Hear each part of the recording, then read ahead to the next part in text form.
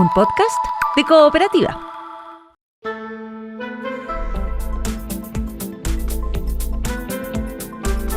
Hola Santiago, hola Chile, hola al mundo que nos sigue a través de cooperativa.cl. Este primer café de lunes 17 de agosto lo vamos a compartir como todos los lunes con los centros de pensamiento. Luis Ruz, que es el presidente del Directorio de Democracia y Comunidad, Centro de Pensamiento de la Democracia Cristiana, también es vicepresidente del partido. Con Álvaro Pessoa, que es el presidente del Directorio de Ideas Republicanas, el Centro de Pensamiento del Partido Republicano. Con Ricardo Solari, presidente del Directorio del Instituto Igualdad, el Centro de Pensamiento del Partido Socialista, él fue ministro del Trabajo, y Claudio Arquero, que es el director de formación de la Fundación Jaime Guzmán, el Centro de Pensamiento del Gremialismo. Con ellos entonces vamos a compartir el primer café de hoy. Estás escuchando el podcast de El Primer Café, una presentación de cooperativapodcast.cl. Hola, ¿cómo están? Muy buenos días. Ya que son centros de pensamiento y que los lunes se dedican a reflexionar a veces en temas que van un poquito más allá de la contingencia pura y dura, ¿no? Les cuento que vamos a invitar un ratito a Sergio Bitar. Sergio Bitar, que ustedes conocen muy bien, fue ministro, ¿no es cierto?, de varios gobiernos, desde incluso Eduardo Frei Montalva y más, y que acaba de publicar un libro, ¿no es cierto?, que hace un recorrido, 8 presidentes y un dictador. Pero además de todo el recorrido y de las historias que él cuenta en este libro, hay una pregunta que él se plantea de fondo, que es y que intenta responder, y que es a lo que están invitados todos ustedes a tal vez reflexionar un poco, ¿no? Que es cuáles son las condiciones necesarias para cuidar la democracia, evitar su deterioro, fortalecer las instituciones frente a la polarización y la desconfianza ciudadana. Los desafíos que enfrenta el sistema político para construir acuerdos duraderos en una sociedad cada vez más compleja y fragmentada. Sobre esa reflexión que están invitados a intercambiar ideas, le damos la bienvenida también a Sergio Bitar. ¿Cómo estás, Sergio? Muy buenos días. Cecilia, muchas gracias por invitarme y saludos a los participantes del programa. Muy bien. A ver, cortito, Sergio, primero, ¿por qué esta reflexión? ¿Por qué le preocupa este tema de las condiciones necesarias para cuidar la democracia? ¿Qué riesgo ve? Bueno, es que nace de la historia misma, de lo que he vivido. Uh-huh. Yo fui ministro con Allende, sí. Antes estuve trabajando en el gobierno de Frei Montalva, recién egresado, sí, de la universidad. Uh-huh. Entonces la experiencia entera mía está muy marcada por el desplome de la democracia, la dictadura, la reconstrucción de la democracia y hasta hoy. Y como he estado vinculado a los gobiernos, he estado vinculado por dentro, he sido testimonio de lo que se ha vivido hasta este mismo momento, lo cual es un privilegio haber vivido todo este tiempo y estar vinculado todo este tiempo. Entonces la gran reflexión es, yo dediqué mi vida a la democracia y a la vida política y reflexiono a lo largo de toda esa experiencia. No es una biografía, sino lo que hago es cómo se construye esto, cómo se arma, qué buenas lecciones se sacan para el futuro. Y si lo traemos a la actualidad, Sergio, ¿por qué fortalecer las instituciones frente a la polarización, la desconfianza ciudadana? El tema de la polarización es muy contingente, todo el mundo habla de eso y ya lo vamos a comentar también con los otros panelistas. Tenemos 2 temas principales. Uno, que el futuro que estamos enfrentando, un futuro que la tecnología cambia mucho la forma de hacer política, los desafíos que se presentan con la reaparición fuerte de la geopolítica, los cambios climáticos plantean desafíos nuevos, y esos desafíos nuevos, la pregunta que se está haciendo todo el mundo hoy y que nos hacemos todos es cómo sostenemos la democracia en esta fase nueva que se viene encima. Y el pasado nos está mostrando que la forma de sostenerlo, y hay muchas experiencias a lo largo de este periodo, tiene que ver con una autonomía nacional fuerte frente a estas nuevas dificultades, de acuerdos políticos internos que nacen de la necesidad de tener una autonomía nacional, de crecimiento e igualdad que nacen también de qué políticas seguimos, y de nuevo aparece el tema de los acuerdos, de los partidos políticos que se han debilitado, cómo se fortalecen, la relación entre Parlamento y Ejecutivo para tener coaliciones de mayoría. Todo eso se va viendo a lo largo de la historia como un problema que se va modernizando o quebrando por incapacidad de la acción política. Entonces, revisar la historia es fundamental para poder pensar el futuro, y este libro proporciona esa mezcla del análisis histórico de un testimonio y de las lecciones, pero siempre pensando en lo que estamos viviendo y en lo que viene. Yo siempre he intentado, y ahora me he dedicado mucho tiempo a las cosas de las políticas futuras en el mundo y aquí, y entonces mirar el pasado ayuda a pensar futuro. Está hecho más bien en esa lógica, y yo creo que 9 gobiernos, en realidad uno más largo que el otro, militar, la dictadura, proporcionan mucha riqueza de análisis. Y yo he querido presentar mi vida ahí, mi vida no personal, mi vida política, de lo que ha ocurrido. Y yo creo que a los contertulios les puede interesar. Por supuesto. A la gente en general. Álvaro Pessoa, a ver, del Partido Republicano, recordemos sobre estas reflexiones que hace Sergio Vittar, ¿no? ¿Qué reflexión te genera a ti? Sí, bueno, primero agradecer tener la oportunidad de escuchar a don Sergio Vittar. Y saludar a todos quienes nos escuchan hoy día y a los contertulios. Quiero decir que yo creo que hay cosas que el pasado, pero también lo que estamos viendo en el futuro nos enseñan, y algunas que nos alertan, ¿no? A ver, yo creo que todo lo que tiene que ver con tecnología, desde luego, va a producir transformaciones muy sustantivas en la vida de la sociedad, muchas de ellas que son previsibles medianamente, y otras que probablemente vamos a ir encontrando en el camino. Desde luego, creo que las democracias liberales, occidentales, no han podido todavía saber accionar o incorporar la conectividad en redes sociales de las personas. Yo creo que se produce una suerte de discusión paralela, como suerte de comillas, de democracia directa, de puro, sin un ordenamiento, ¿no? Además se puede interferir ahí con intenciones, pero me refiero al fenómeno en general. Yo creo que las democracias están medias desbordadas porque se produce ahí un tratamiento paralelo. Los problemas muchas veces se juzgan, no digo que bien juzgados, solo digo que se juzgan antes que ni siquiera se hayan discutido en el Parlamento. Entonces yo creo que ahí veo un tema importante, que creo que además asociado a una excesiva fragmentación de partidos hace que la vida política sea muy difícil de conducir, ¿no? Y también de llegar a esos acuerdos de los que habla don Sergio. Creo que hay un problema también mirando hacia el futuro, ¿no? Y lo estamos viviendo en Chile ahora, ¿no? Esta cuestión como de reordenamiento geopolítico mundial, ¿no? Por momentos, y después de la caída del muro de Berlín, nos pareció que quedábamos bajo un predominio unilateral o monolateral, ¿no? De Estados Unidos ante el derrumbe de la Unión Soviética. Pero me parece que hoy día se juega un juego en que aparecen China y Estados Unidos como principales, pero hay otros actores. Y hace bastante difícil encauzar la política nacional sin casarse con uno u otro, ¿no? Que creo que no le conviene en principio a un país pequeño como nosotros, ¿no? Y después, bueno, yo creo que el fenómeno de la polarización que estamos viendo ya con mucha fuerza, no solo en Chile, sino que en el mundo en general y en la sociedad occidental en particular, tiene que ver, entre otras cosas, porque la política no ha sido tal vez hoy capaz de procesar bien todos los cambios, los rápidos cambios que han ido ocurriendo en la sociedad, las migraciones, los cambios tecnológicos, etcétera, en el mundo, y por lo tanto, además han defraudado las expectativas ciudadanas, con lo cual se pierde algo que es fundamental en política y en cualquier actividad humana, como es la confianza. A mí me parece que tenemos ahí un escenario bastante complejo, tomando todos esos aspectos en cuenta. Luis Ruz. Hola Cecilia, buenos días. Saludos a todos y con cariño a Sergio Vittar.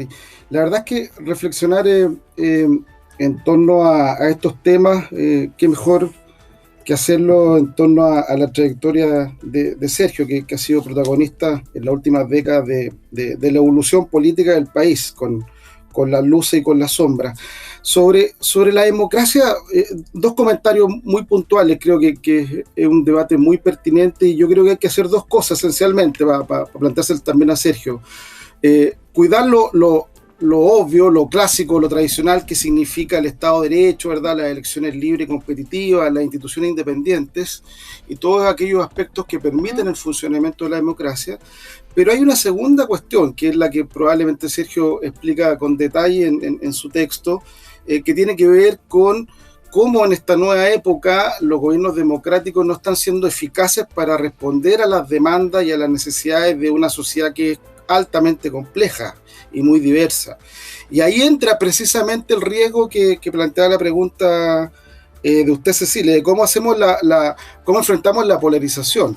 Y Chile, la verdad, y aterrizándolo al país, no está exenta a esta cuestión. Hemos vivido durante los últimos años, efectivamente, en una lógica polarizada.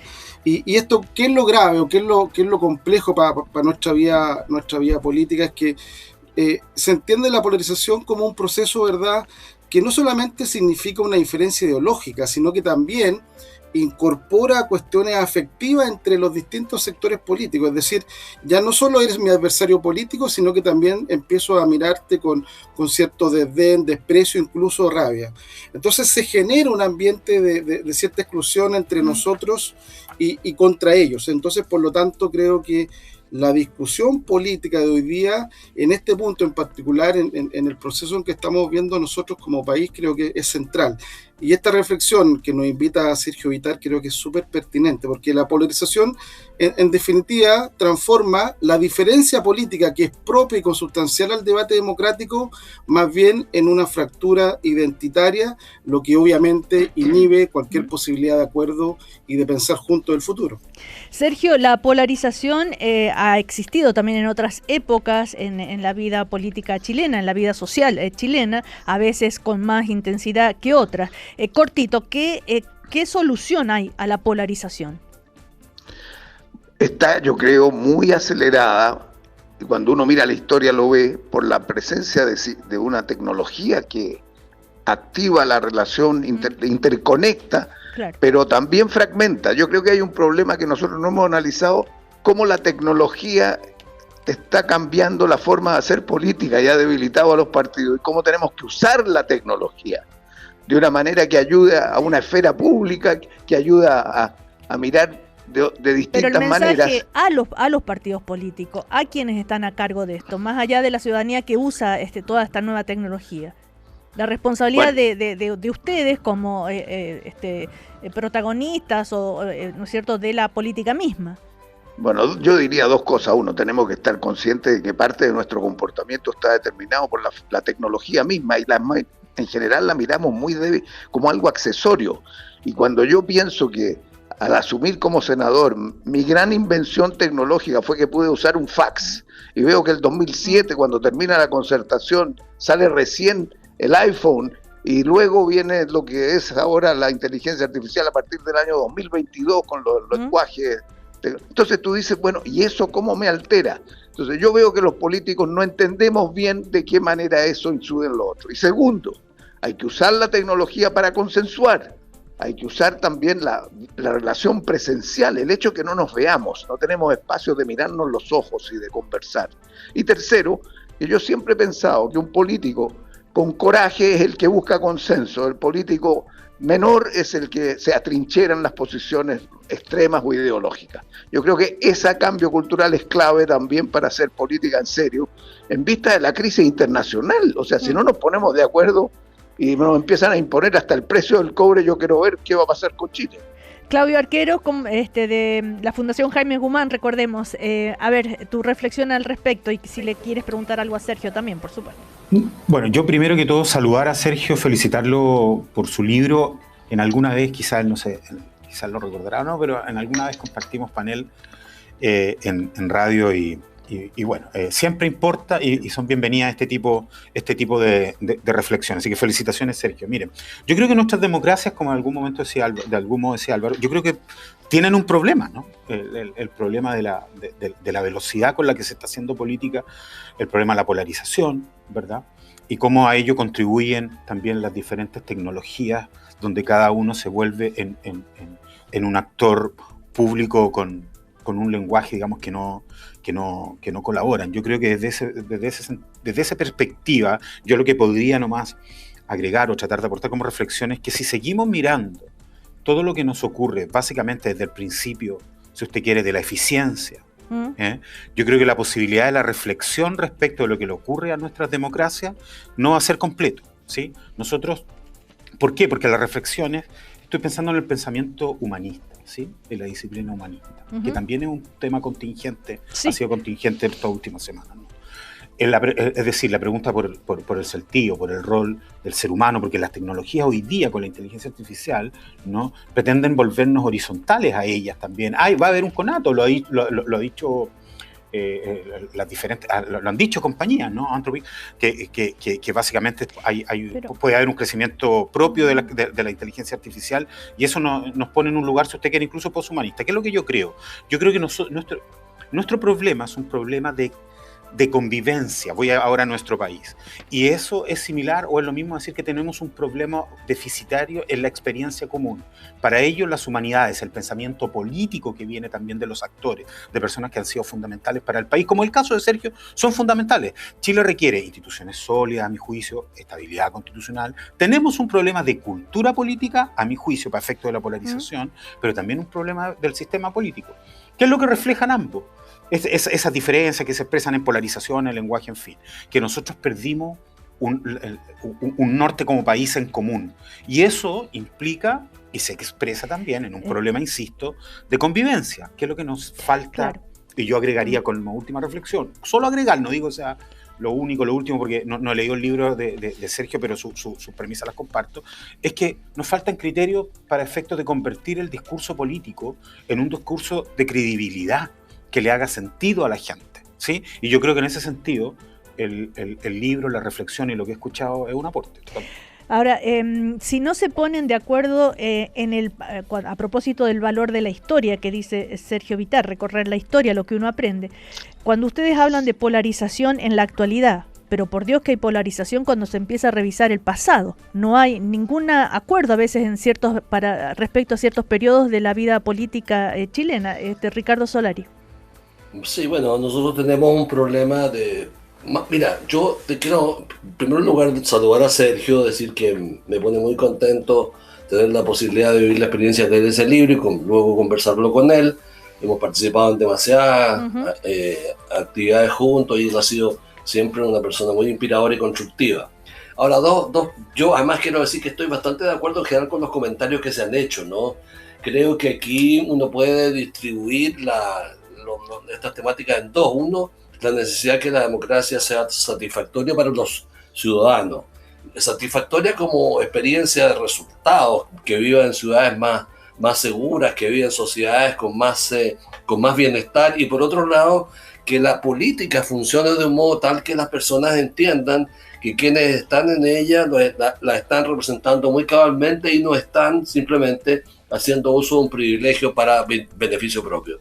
Esa es una dimensión, a mi juicio, muy central. Nosotros en Chile lo que hemos tenido, más que una lógica polarizadora, hemos tenido una lógica pendular en los últimos años. Eso es lo que yo percibo como matiz, lo digo, ¿no? Hemos ido cambiando de un bloque político a otro, la gestión del Estado, pero por otro lado yo creo que las instituciones mismas de la democracia han tardado en ponerse rápido a la velocidad de los acontecimientos que son también experiencias de las personas. Me explico, yo creo que una de las grandes peticiones de los ciudadanos hoy día es por transparencia. Las tecnologías de la comunicación ofrecen una inmensa oportunidad de transparencia y yo creo que la rendición de cuentas, la idea del contacto habitual y la posibilidad de poner en el lenguaje adecuado y apropiado del conocimiento ciudadano los grandes temas y los grandes debates. Ahora vamos a iniciar uno nuevo que es la seguridad, y yo creo que son prácticas digamos deficitarias en la acción política. Ahora, yo creo también que de alguna manera tenemos las instituciones políticas todas bastante en debate, en discusión. En el caso del Poder Judicial se abrió, a propósito de la experiencia de Hermosilla, toda una conversación respecto de cómo ocurren las cosas en las sentencias mismas sobre aspectos bien centrales, ¿ya? Y así ha ocurrido en muchos otros espacios. Entonces yo creo que la necesidad de actualizar instituciones, la necesidad de esta plena conciencia de que los que estamos en la vida política somos de alguna manera un instrumento de otros, me parece una cuestión muy, muy importante. Eso conecta bastante con la apreciación humanista que ha dicho Arqueros. Yo creo que tiene más o menos el mismo arranque. Entonces, el desafío está ahí planteado, y todo lo que sean contribuciones a mirar desde la historia me parece a mí que son muy útiles. Ahora, Cecilia, respecto del pasado, muchas veces los fenómenos históricos no permiten, no facilitan el hecho que tú construyas unanimidad al respecto a su evaluación, pero sí puedes sacar consecuencias, ¿ya? Por ejemplo, el valor de los derechos humanos, una consecuencia que puedes sacar sin necesidad de tener acuerdo respecto a los orígenes de tal o cual suceso histórico, ¿ya? Y me parece que en eso la sociedad chilena no está tan desencaminada. Es cierto, siempre de los bordes personas que cuestionan la importancia de la vigencia de los derechos humanos, pero yo creo que lo importante son las tendencias dominantes en nuestra sociedad. Así que creo que hay oportunidades en la tecnología para mejorar la democracia, muchas. Hay riesgos también, se han dicho hasta el cansancio. Hay en la apreciación del pasado histórico oportunidades, pero no hay tampoco que pedir ni siquiera unanimidad sobre hechos que han ocurrido ya a estas alturas, no el siglo pasado, sino que mucho antes. Entonces, bueno, eso es lo que quería decir, saludar nuevamente a Sergio, y qué bueno que podamos compartir este espacio. Sergio Vitar, para ir cerrando ya, entonces, respecto, ya que recorre 6 décadas de la política chilena y dice sacar lecciones cuando uno hace este recorrido y todo lo que le ha tocado vivir, sacar lecciones y traerlo al presente también para que sirva para, ¿no es cierto?, cuidar la democracia, evitar el deterioro, como dice, fortalecer las instituciones. De ese pasado, si tuviera que decir una frase de ese pasado, ¿cómo lo traería al presente con una lección principal? Que la democracia no es como la cordillera de los Andes, eso lo aprendí después del golpe. No es una cosa que tú la das por hecha, tienes que cuidarla como un jardín todos los días. Y eso supone entender el mundo que estamos viviendo. Una breve observación que no está en la discusión chilena. Allende cayó y la crisis de que se produjo tiene que ver con lo internacional, la Guerra Fría. La expansión de la concertación ocurre justamente cuando se produce la caída de la Unión Soviética, hay una apertura del comercio internacional, hay una apertura política, en fin. Luego vienen estos cambios tecnológicos y entramos ahora en una fase geopolítica que va a estrechar mucho las opciones de un país si no tenemos capacidad de autonomía nacional. Entonces, el debate ahora que se produjo con el actual ministro de Defensa sobre no somos patio trasero de nadie, a pesar de que había una orientación en otra dirección, ¿qué nos enseña? Nos enseña que estamos viviendo un mundo en que lo internacional y lo global influye mucho más en la política y en la economía y en el desarrollo que antes, y por lo tanto exige acuerdos nuevos para formar coaliciones más sólidas. Nosotros hemos tenido éxito cuando hemos tenido coaliciones sólidas, y cuando estas están destruidas es más difícil. ¿Cómo se hacen coaliciones sólidas? ¿Cómo se entiende el futuro? La cuestión internacional. No tenemos una capacidad de estrategia común para el 2050. Hay esfuerzos que se están haciendo. Yo creo que cuando hay visión de largo plazo, hay mucho más posibilidades de consenso, y eso tenemos que explorarlo y crear instituciones que estudien el largo plazo. En fin, son fenómenos nuevos, pero la historia nos enseña cuándo tuvimos éxito, cuándo no lo tuvimos y cómo cambió la cultura chilena. Creo que el tema de la democracia y los derechos humanos está muy fortalecido en Chile, y tenemos que cuidarlo, pero tenemos que hacer reformas, cambios sociales, y en la seguridad personal y en la seguridad social, mirarlas juntas, no como antagónicas, para ir creando una situación. Ahora, uno va para atrás y encuentra ejemplos. Creo que es muy importante entonces mirar para atrás para poder mirar para adelante. Bueno, le damos las gracias, Sergio Vitar. Recuerdo que su nuevo libro se llama 8 presidentes y un dictador. Interesantísimas reflexiones revisando el pasado, pero con una mirada también a futuro para cuidar lo que tenemos y mejorarlo. Cuidar la democracia y mejorarla y reforzarla. Muchísimas gracias, Sergio, que estés muy bien. Gracias a ustedes y a mis 4 amigos ahí, cada uno por sus observaciones. Muchas gracias. Chao. Nos vamos a comerciales y seguimos en el primer café. Ya volvemos. Estás escuchando el podcast de El Primer Café, una presentación de cooperativapodcast.cl. Seguimos en el primer café de hoy, estamos con Claudio Arqueros, Ricardo Solari, Álvaro Pessoa, Luis Ruz, representantes de distintos centros de pensamiento, de diversas sensibilidades políticas. Estábamos hablando en el bloque anterior, incluyendo a Sergio Vittar, sobre la necesidad de cuidar la democracia o cómo enfrentar esta nueva época aprendiendo del pasado. Y también seguimos reflexionando a propósito de otro debate que se ha instalado y que tiene que ver con reformas a la Constitución. Esta mañana el presidente José Antonio Kast, en una entrevista en Radio Duna, defendió, ¿no es cierto?, el proyecto de reforma constitucional en materia de seguridad. Recordemos que ese proyecto va a ingresar esta tarde en el Senado y se va a dar cuenta de él mañana a las 4 de la tarde. Entonces, por ahora, lo que se ha conocido es un borrador. De hecho, esta mañana vuelve la tercera a publicar el borrador corregido. Este proyecto que se enmarca en la agenda contra el crimen organizado y el terrorismo. Ha generado debate, por supuesto, más allá, puesto que es un borrador, ¿no es cierto?, de entrar en detalle, entrar en los detalles de que se pueda proponer, partir con si es oportuno, si es correcto o no, el hecho de usar la Constitución para realizar políticas públicas, que es lo que podría uno reflexionar a partir de este momento, y lo que han reflexionado y se han escuchado muchas opiniones en ese sentido, ¿no? De hecho, del presidente de la UDI, de la presidenta de Renovación Nacional, por ejemplo, la senadora Valladares, que dijo la Constitución no debiera utilizarse como un catálogo de políticas públicas. A ver, Álvaro Pessoa. Sí, Cecilia, pienso que primero valdría la pena leer el proyecto tal como va a ser presentado, porque si no estamos hablando de suposiciones, ¿no?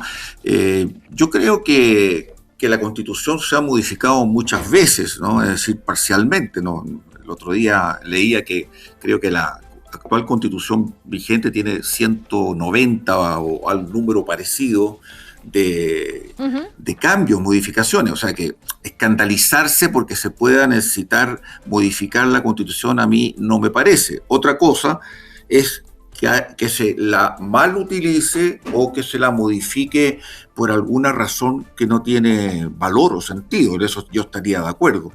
Pero no creo que hacer algún cambio a la Constitución que permita combatir mejor el crimen organizado sea a priori una mala cosa. Por eso que digo, veamos el texto y en su mérito veamos si tiene sentido lo que se está proponiendo o no se está proponiendo.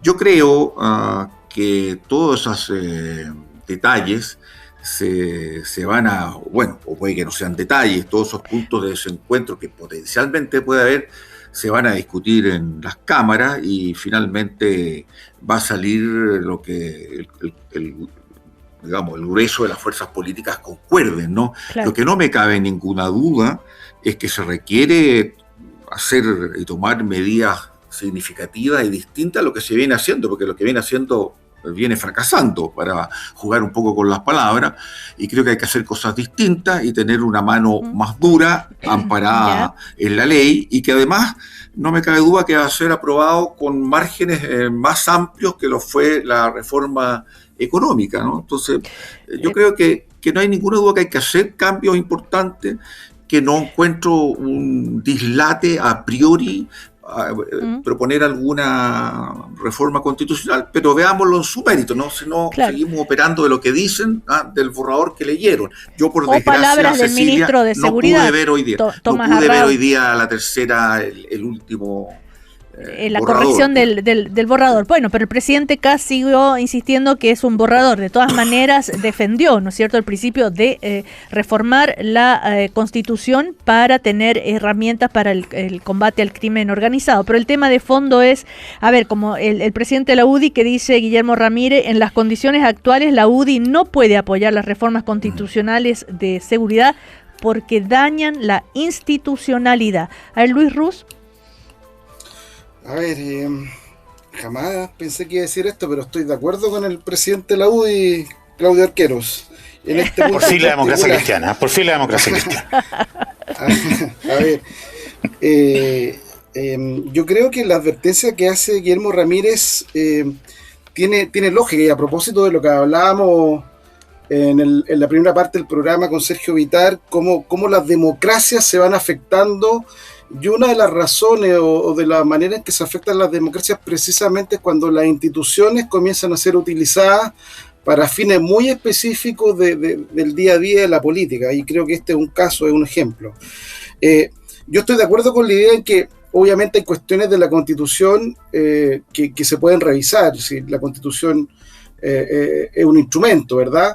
Pero con la misma honestidad y con la misma franqueza es que no se puede cambiar la Constitución o elevar a rango constitucional materias que, como es el caso en particular, son más bien materias propias de ley.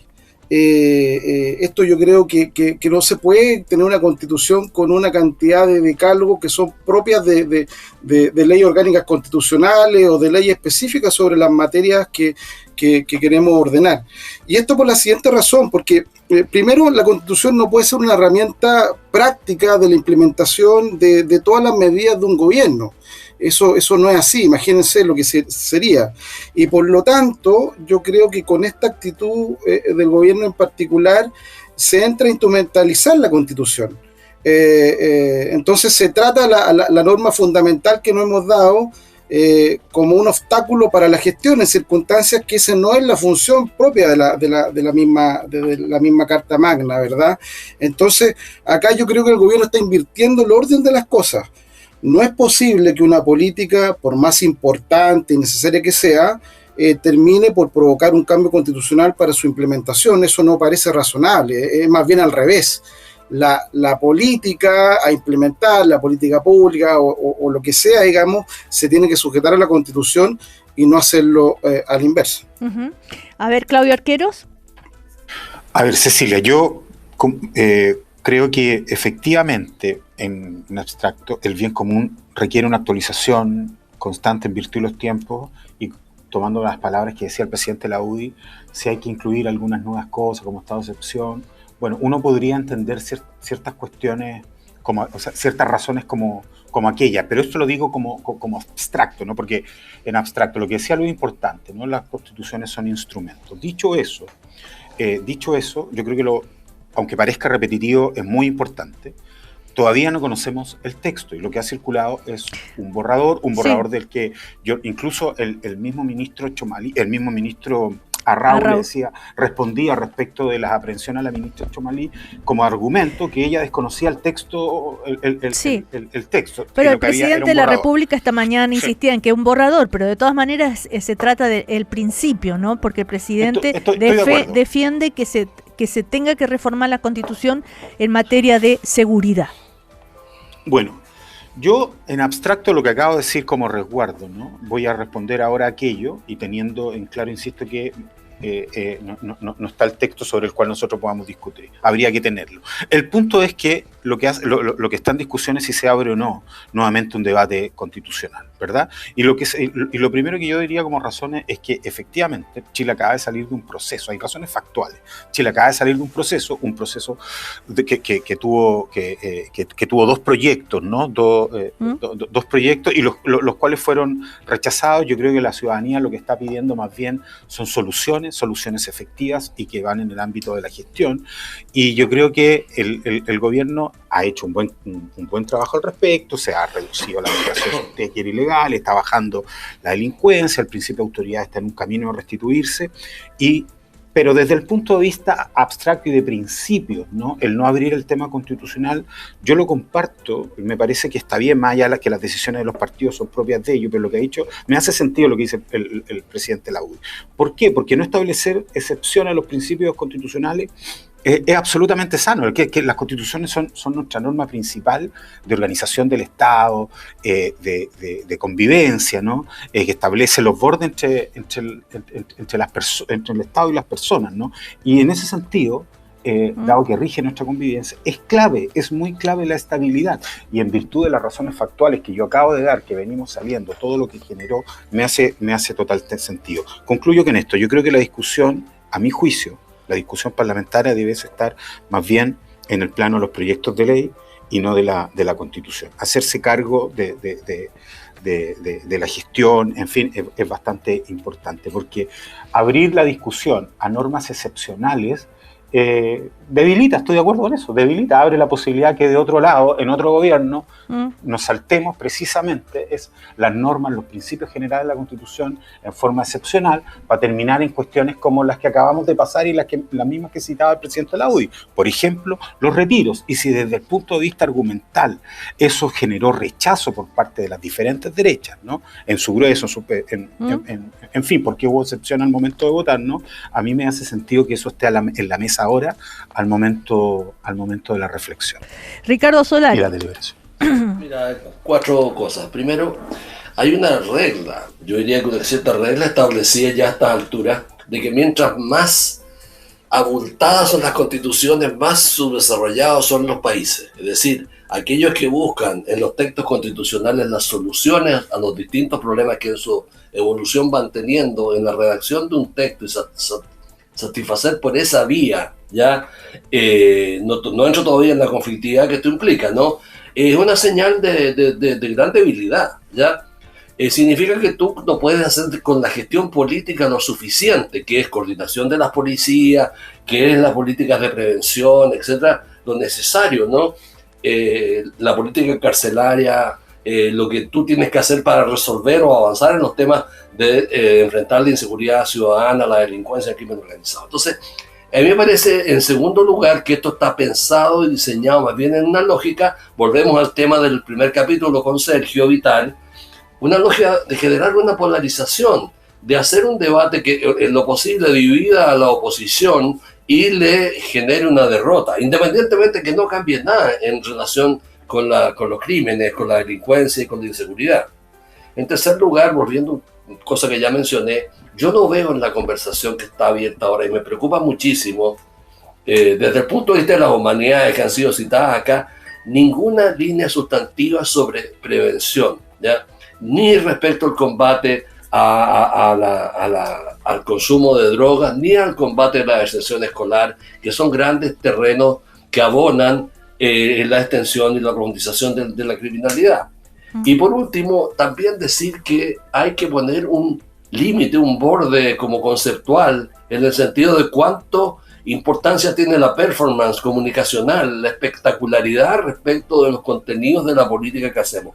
En Chile se han hecho traslados de presos desde hace décadas, se vienen haciendo masivos, y nunca habían dado lugar a prácticamente una cadena nacional. Es decir, la idea de espectacularizar el combate contra el crimen es una idea que tiene que ser discutida muy profundamente. Si eso es útil, le ayuda al país, no le ayuda, genera una cierta normalización de determinadas conductas, no la genera, no sé, yo creo que se están copiando modelos extranjeros que muchas veces son parte de realidades que no tienen absolutamente nada que ver con la nuestra. Ahora, el presidente esta mañana decía que cuando surgen este tipo de conversaciones se escuchan muchas opiniones, que le parece muy positivo que se levanten distintas voces para poner alertas en temas que para ellos son de gran preocupación, a propósito de los dichos de Guillermo Ramírez y otros. Entonces, a ver, ¿ustedes creen que puede haber también en estas filtraciones una especie de eso que se llama globo sonda, que hacen a veces los gobiernos, ¿no? Que se dan a conocer como para ir tanteando terreno, cómo pueden ser recibidos o qué tipo de críticas reciben? A ver, Álvaro Pessoa. Sí, mira, no lo sé, no tengo ninguna información fidedigna que diga o que me ayude a decir que sí, se está sondeando o no. Yo creo que había un primer borrador seguro, que insisto, yo no lo conozco, no sé cómo se filtran estos proyectos ni con qué intención, pero no tengo esa opinión formada, ni por sí ni por no, Cecilia, entonces soy bien honesto. Pienso que aquellas cosas que preocupan, que sea la contienda voy a decir, o el desencuentro de derechos fundamentales que están consagrados en la Carta Constitucional. Por supuesto, si eso se plantea va a ser muy controvertido, muy controversial, y me parece que probablemente no va a ser el camino que tome el gobierno, lo que no quiere decir que no pueda tener sentido racional, ¿no es cierto?, de acuerdo a las necesidades y a la gravedad de la delincuencia actualmente, tener que hacer algún tipo de reforma. Yo, en principio, y también si lo digo, lo miro y lo digo en abstracto, me parece que puedo concordar con Claudio Arcos y hasta Arqueros. También, perdón Claudio Arqueros y con todos los restantes contertulios, ¿no? Yo creo que no es una buena práctica estar cambiando permanentemente las constituciones y tampoco sobreabultándolas. Yo en eso concuerdo, ¿eh? Pero bueno, por eso digo, esto en abstracto y en general, pero mañana a las 4 de la tarde, Cecilia nos está diciendo que vamos a tener un proyecto presentado. Yo digo, seamos prudentes y esperemos el proyecto. El tema es hasta dónde, si vamos a esperar el proyecto, como dice Álvaro, que hasta dónde podrían ustedes estar de acuerdo que se reforme, hasta dónde no, qué cosas sí, qué cosas no, más o menos en materia de principios. A ver, pero el hecho de que se reforme la Constitución en este gobierno para alguna política pública X, en este caso de seguridad, puede dar pie para que en otro gobierno se reforme la Constitución para otro tipo de política pública y así sucesivamente. ¿Se abre una puerta, Luis Ruz? Bueno, efectivamente, ese es el riesgo cuando caemos en este tipo de prácticas de llevar a la Constitución cuestiones específicas como regímenes carcelarios o ese tipo de cuestiones que son más propias de una ley específica. Obviamente el día de mañana, con nuevas mayorías, una mayoría diferente, esa nueva mayoría puede estimar que un tema en específico tiene que tener rango constitucional. Entonces, cuando entramos en ese debate, lo explicaba bien Ricardo, entramos, y con todo respeto lo digo, en una lógica bananera, pues. Si la Constitución no es para regular cada una de las cosas en específico. Además, yo creo que lo que deberíamos estar discutiendo es el alcance de una agenda de seguridad que llega un poco atrasada después de 5 meses de gestión del gobierno.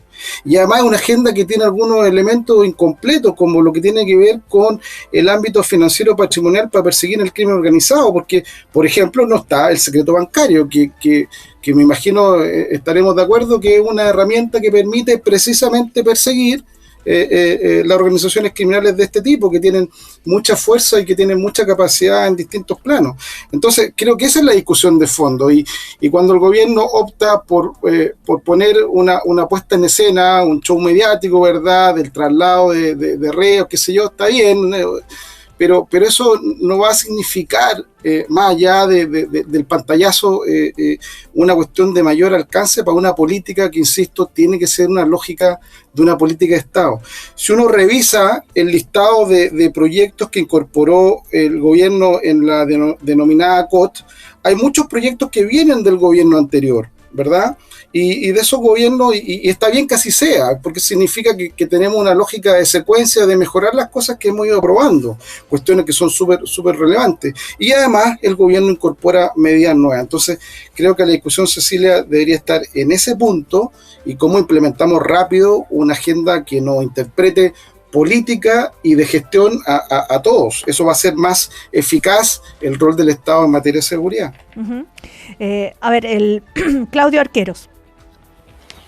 No, Cecilia, yo nada más repito repetir una breve idea. Yo creo que si el discurso siempre fue que teníamos una buena Constitución, la importancia de la estabilidad de la Constitución, ¿sí?, y el riesgo que implica colocar excepciones a los principios generales de ella, yo no veo por qué ello hoy día debiera cambiar. Yo creo que además esto podría contribuir a la idea, a todas esas ideas que provienen del mundo de la izquierda, ¿no?, de mostrar más bien un gobierno autoritario, ¿no?, porque lo que está en riesgo aquí son ciertas inhabilidades, ciertas facultades, quitar ciertos derechos. Entonces yo creo que incluso desde el punto de vista estratégico, con esto termino, es un tema que puede jugarle en contra al gobierno. Sí, Ricardo Solari, por supuesto. Mira, la idea es que yo creo, además, para cambiar un poco el tono de la conversación, es que esto debería ser un tema de gran acuerdo nacional. Esto es un tema muy importante para la gente. Ya hay mucho consenso y el gobierno saliente le dedicó en su última fase mucha de su energía a levantar una agenda y a construir un acuerdo con la oposición de la época, y se logró, y se consiguieron resultados legislativos importantes. Dos prevenciones: esto no se agota en lo legislativo, en primer lugar. Y segundo, con un acuerdo en torno a estas materias, la acción del Estado, que está muy vulnerable por muchos espacios, digamos, de porosidad frente a la corrupción que implican el crimen organizado, se hace mucho más fuerte. Entonces yo creo que hay razones, hay experiencia, el acuerdo que hizo Carolina Toá con el senador Coloma, que sacaron adelante una agenda importante, grande, algunas de las cuales hoy día están en su fase final. Yo creo que hace sentido haber buscado un acuerdo, pero no se hizo el trabajo legislativo que el propio ministro Rao había prometido. Lo había prometido en nuestras bancadas, y ellos están bastante sorprendidos por lo que ha ocurrido, ¿no? A propósito de las conversaciones que tuvieron antes de los anuncios de la cadena nacional. Ahora, difícil para la oposición va a ser este trance, ¿no? Porque ¿cómo hacer para conciliar, defender los principios que ustedes creen, o no sé, para quien sea, no solamente la oposición, respecto a reformas constitucionales, si están de acuerdo o no, con porque se puede confundir, no están de acuerdo con plan de seguridad, Cecilia, cuando es una prioridad. Cecilia, ya en la oposición sobre esta materia hemos tenido diferencias. Y por eso que yo creo que eso, digamos, que genera las condiciones que a mí me sorprenden no hayan sido interpretadas por la autoridad, en el sentido de buscar un amplísimo campo de acuerdo, incluso con aquellos que en la fase anterior se han restado. ¿Ya? Es un hecho eso. Bueno, nos vamos a comerciales. Antes de irnos a comerciales, solo recordar la encuesta CADEM, la desaprobación del presidente 53%, baja 2 puntos, y la aprobación 41%, sube 2 puntos. Pero respecto al plan cancerbero, 93% está de acuerdo con su realización. Y en la encuesta Criteria, la aprobación sigue igual, 35%, pero curiosamente la desaprobación, 55%, sube 3 puntos. Vamos a comerciales. Estás escuchando el podcast de El Primer Café, una presentación de cooperativapodcast.cl. Último bloque de nuestro primer café de hoy. Estamos con Ricardo Solari, socialista, con Luis Ruz de la Democracia Cristiana, con Álvaro Pessoa del Partido Republicano y con Claudio Arqueros, gremialista de la Fundación Jaime Guzmán. Bueno, hemos hablado de diversos temas. Otro tema que tal vez no es así como, que puedo decir, polémico, aunque sí en el fondo, ¿no? Pero no es ha estado presente en la agenda, pero... A ver, esto de la decisión que ha tomado el Ministerio de Ciencia, que un 70% de las adjudicaciones del Fondesit de postdoctorado 2027 se van a concentrar en 10 áreas prioritarias, más bien para el lado, digamos, de la tecnología, de la ciencia, y dejando de lado a las humanidades. Y eso ha generado también muchas opiniones, y claro, cualquier ciudadano, ciudadana dice, bueno, pero ¿qué importa eso? O alguien que sí se da cuenta que sí importa, ¿no? O ¿qué piensan ustedes al respecto? A ver, Álvaro Pessoa, que además está en una universidad, puede tener una opinión bien acabada sobre este punto, ¿o no, Álvaro? A ver. Sí, mira, Cecilia, yo mismo estudié humanidades, ¿no? Me doctoré en filosofía, o sea que no solo puedo valorar lo que significan las humanidades y el valor intrínseco que tienen de cara a la cultura, incluso al uso de las tecnologías, a generar ideas, propuestas, mirarlas con cierta serenidad, desde espacios también protegidos o parcialmente protegidos del debate cotidiano. O sea, yo creo que hay muchos motivos por los cuales defender la presencia de la humanidad en los fondos de beca, finalmente, ¿no? Los fondos. O sea, no está de acuerdo con la decisión de la Pero déjame decir. Pero dicho esto, creo que ella tiene un punto, ¿no? Es decir, tiene un punto que yo tengo que que valorar, ¿no? Y el punto es que ya en los últimos años se ha dado becas a humanidades en torno a casi un tercio del total de becas, y que hay temas en que estamos dando muy pocos becas, ¿no? Lo que tiene que ver con tecnología, con inteligencia artificial, me sorprendió con temas de geológico y de estudio astronómico, por ejemplo. Es ínfimo, ¿no? Teniendo los mejores lugares, por ejemplo, para observar el cielo en el mundo. Entonces uno dice, bueno, aquí hay cosas que no cuadran. También encuentro valioso que se mida la eficacia en el uso de estos recursos, ¿no es cierto? Uno se sorprende por la cantidad de millones de dólares que hay de deudas, ¿no? De personas que fueron becados y no cumplieron con sus compromisos. Y los compromisos normalmente, yo también fui usuario y beneficiado por estas becas, consisten en volver a tu país y retribuir lo que has recibido, ¿no? Esa es la idea fundamental. Entonces yo creo que hay que matizar lo que dice ella, ¿no es cierto? Y una vez más creo que entramos en una suerte de discusión un poco polarizada, pero también un poco ficticia, ¿no? Ahora, ¿qué me preocuparía a mí? Que solamente se entienda el valor de la humanidad como una cuestión, como unos estudios instrumentales para ayudar a la inteligencia artificial, a la instalación de inteligencia artificial o de otro tipo, y que no se les apreciara un valor per se, ¿no? Si por ese lado fuera el impulso ministerial, yo creo que ahí sí hay que hacer una defensa muy profunda, muy acabada, y yo seré el primero respecto al valor intrínseco de las humanidades en una sociedad. Claro, la ministra de la Ciencia dice, bueno, que priorizar todo este lado, digamos, este sector, esta área, ¿no?, de las becas, se trata de una priorización basada, como dice Álvaro, en datos para optimizar recursos públicos limitados. O sea, hay poca plata, entonces vamos a priorizar las becas en el área de la ciencia y la tecnología, en desmedro de tal vez las humanidades. Luis Ruz. Yo creo que entramos en una reflexión que obviamente supone salir de lo que implica necesariamente el programa de becas, ¿verdad? Porque es el instrumento. Hay una cuestión previa, que es la mirada del tipo de sociedad o cómo nosotros vamos moldeando la sociedad que queremos vivir. Y desde ahí, yo creo que acá con la decisión del gobierno se omite una cuestión que es sumamente importante, y precisamente porque estamos en una época donde la sociedad, el conocimiento, la economía, la convivencia pasan precisamente por cambios súper complejos, rápidos en el área tecnológica y las comunicaciones, es que se requiere precisamente más humanidades. La técnica, así, sin reflexión, de la que sea, digamos, no garantiza necesariamente el progreso humano.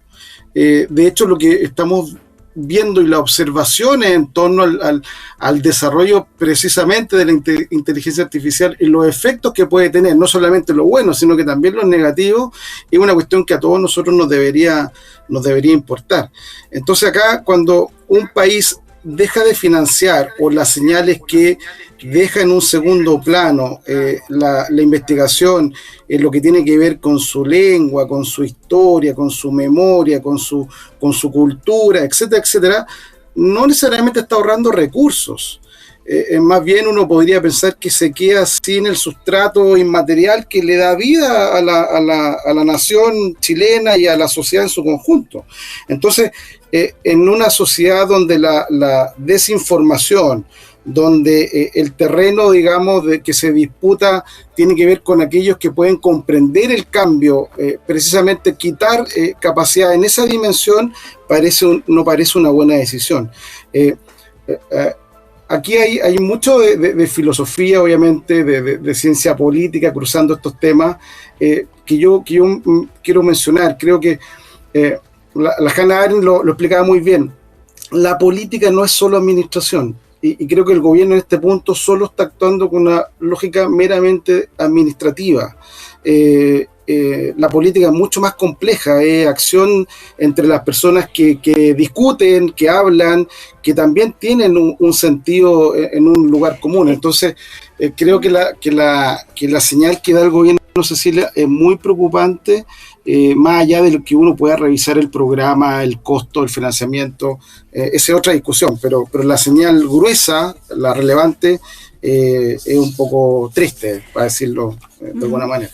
Ahora, las becas en ciencia, minería, inteligencia artificial, etcétera, van a concentrar el 70% de los recursos, y eso es lo que ha generado la reacción de muchos rectores, rectoras de universidades, personas distintas, intelectuales.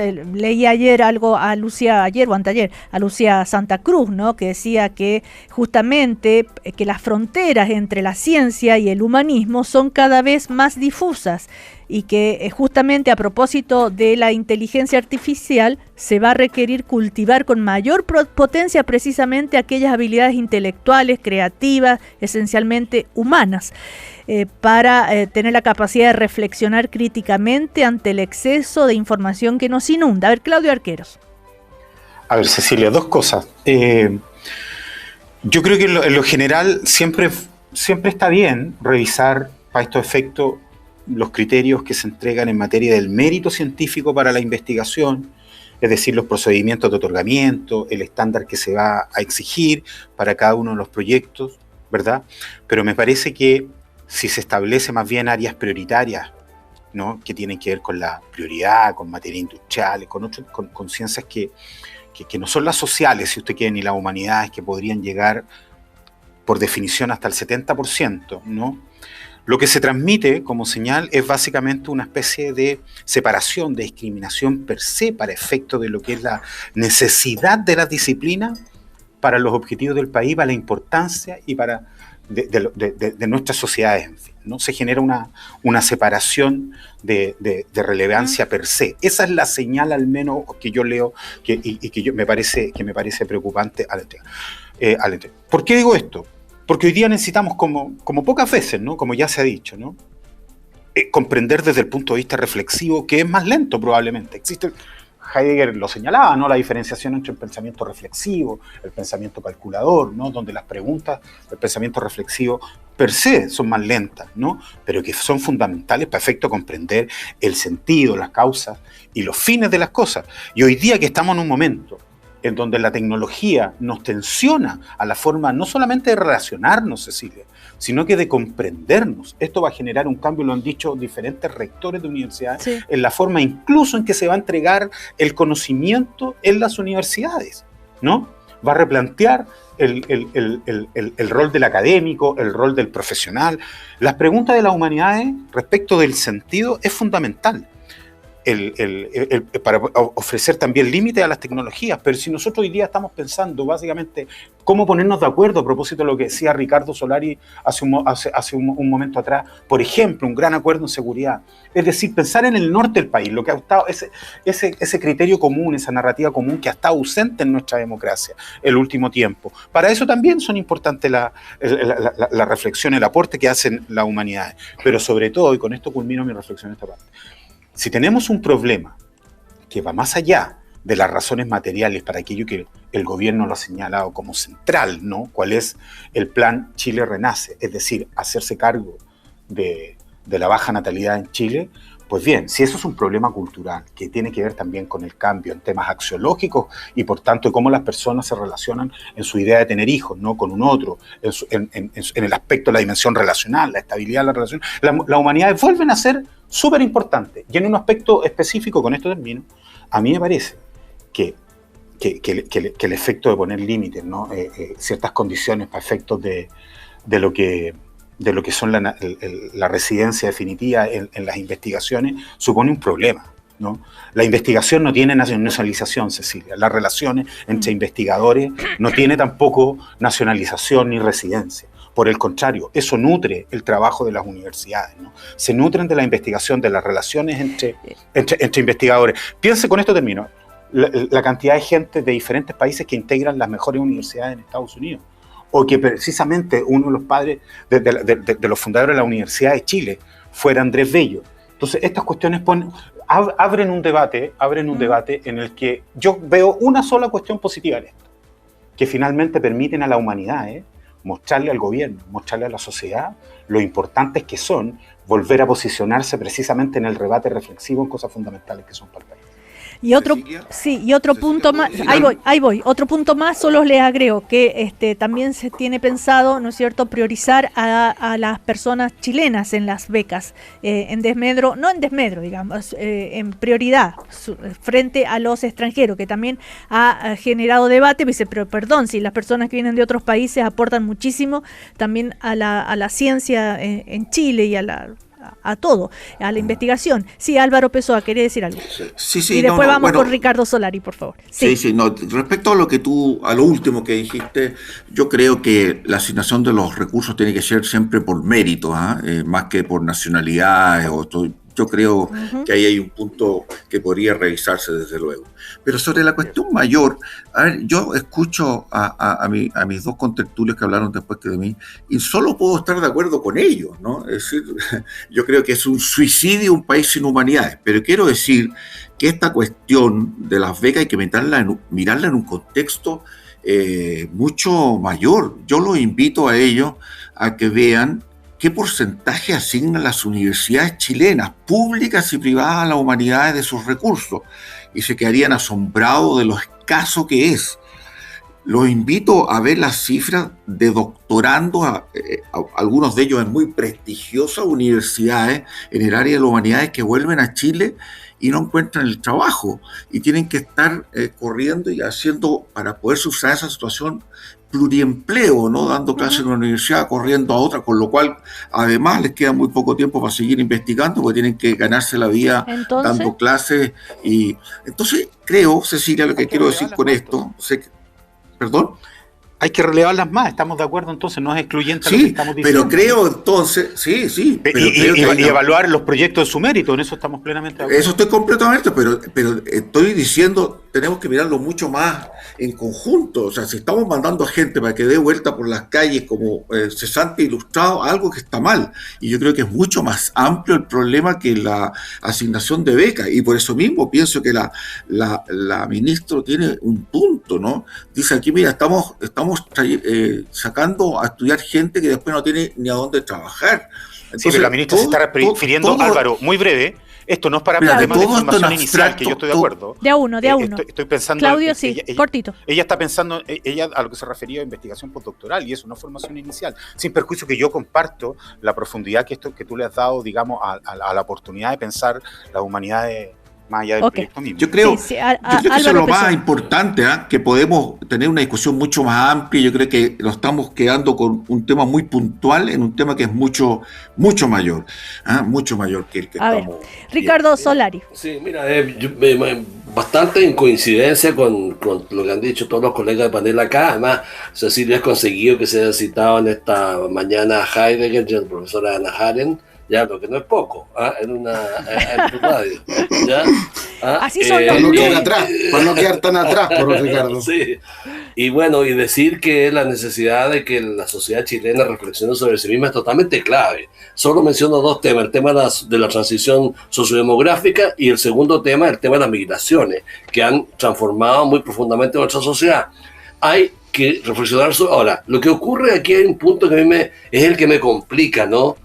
Porque se trata de imponer una cierta visión editorial, digamos, a propósito de un ajuste administrativo. Ya, yo creo que eso es un error muy grande, ya, porque es claro que uno puede mejorar muchísimo la evaluación de las becas Chile, claro, ya, pero eso es una cosa, es una dimensión más bien de la gestión administrativa y de una evaluación que tendrá que hacerse el uso de los recursos públicos, pero hacer una afirmación tan fuerte como la que hizo la ministra a propósito del uso de los recursos públicos, que en el fondo son los que te asignaron, porque hubo una reducción de recursos, a mí eso no me parece apropiado. Yo creo que ella tiene además la posibilidad de abrir, como decía Pessoa, una conversación más amplia respecto al futuro de las humanidades y no simplemente subordinarla, digamos, al progreso